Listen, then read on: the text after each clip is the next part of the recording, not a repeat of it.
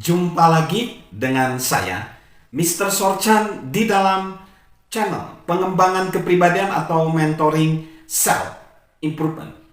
Saat ini kita belajar konteks besar kita, setiap manusia melakukan komunikasi tetapi sedikit yang terkoneksi. Saat ini kita belajar tentang menjalin hubungan lebih berupa sebuah keterampilan daripada sebuah bakat alami. Jadi bisa dipelajari.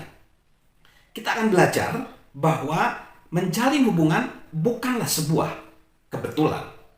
Para komunikator ulung tidak semuanya sama, tetapi mereka memiliki kemampuan untuk menjalin hubungan.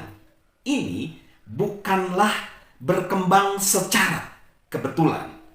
Kita tidak dapat mengharapkan keberhasilan dari sebuah keberuntungan seperti yang dilakukan oleh para perintis wilayah baru dalam gerbong kereta yang menelusuri dataran barat. Saat menyaksikan awan debu menuju ke arah mereka, mereka tahu mereka sedang berada dalam bahaya. Dapat dipastikan sebuah suku dari penduduk pribumi Amerika Serikat akan dengan berani melawan mereka, dan pemimpin perintis itu akan mengatur kereta-kereta itu membentuk sebuah lingkaran di balik sebuah bukit. Saat pemimpin perintis itu melihat garis keliling hitam membumbung ke langit, ia memutuskan untuk menghadap kepala suku itu dan berusaha berkomunikasi dengan mereka dengan menggunakan bahasa isyarat. Segera setelah itu pemimpin perintis itu kembali kepada orang-orangnya. Apa yang terjadi? Para perintis itu bertanya kepada pemimpin mereka. Ya, seperti yang mungkin kalian lihat, kami tidak dapat berbicara dengan menggunakan bahasa. Ia berkata, jadi kami menggunakan bahasa isyarat. Saya menggambar sebuah lingkaran di tanah dengan jari saya untuk menunjukkan bahwa ketika semua satu di negeri ini. Ia memandang ke lingkaran itu dan menggambar sebuah garis melintasinya. Tentu saja ia bermaksud bahwa ada dua suku bangsa. Suku bangsa kita dan suku bangsanya. Tetapi saya mengarahkan jari saya ke langit untuk menunjukkan bahwa kita semuanya satu di bawah naungan Tuhan yang esa. Lalu ia memasukkan tangannya ke dalam sebuah kantong dan mengambil sebuah bawang yang ia berikan kepada saya. Secara alami saya memahaminya bahwa itu menunjukkan banyaknya lapisan pemahaman yang terbuka lagi bagi setiap orang untuk menunjukkan bahwa saya memahami apa yang ia maksudkan. Saya makan bawang itu. Kemudian saya meraih jubah saya dan memberikan kepadanya sebuah telur untuk menunjukkan kehendak baik kami.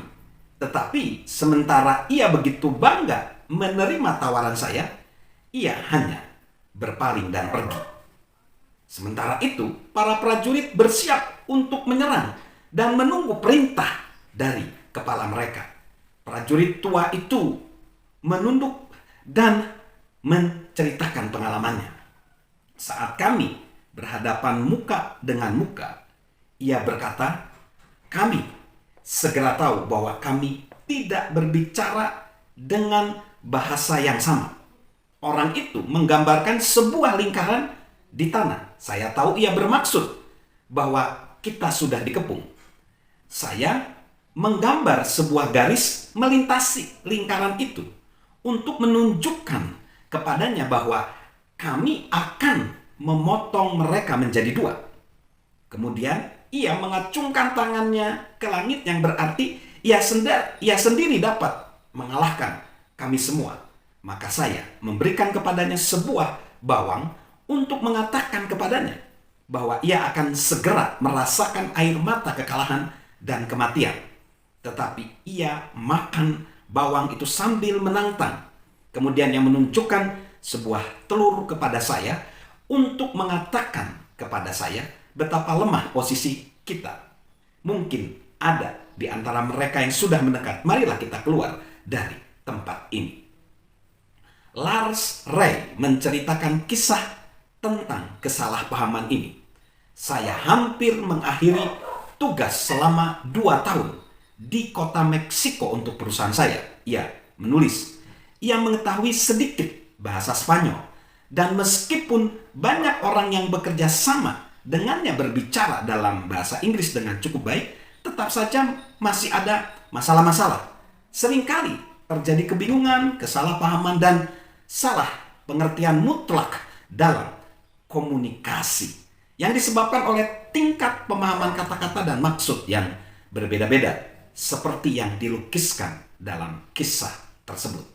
Itu telah dia alami, katanya juga di sini, dan sungguh dia telah belajar banyak dari mereka. Apa yang dikatakan oleh seorang aktivis bernama Jesse Giglio itu benar. Masalah terbesar dalam komunikasi adalah ilusi yang telah terbangun. Salam untuk menjadi seorang konektor. Salam sehat selalu dari saya, Mr. Sorchan. Halo guys, sahabat Mr. Sorchan.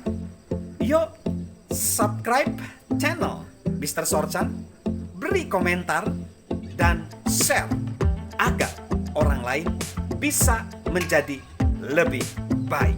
Salam sukses luar biasa. Salam sehat selalu dari saya, Mr. Sorchan.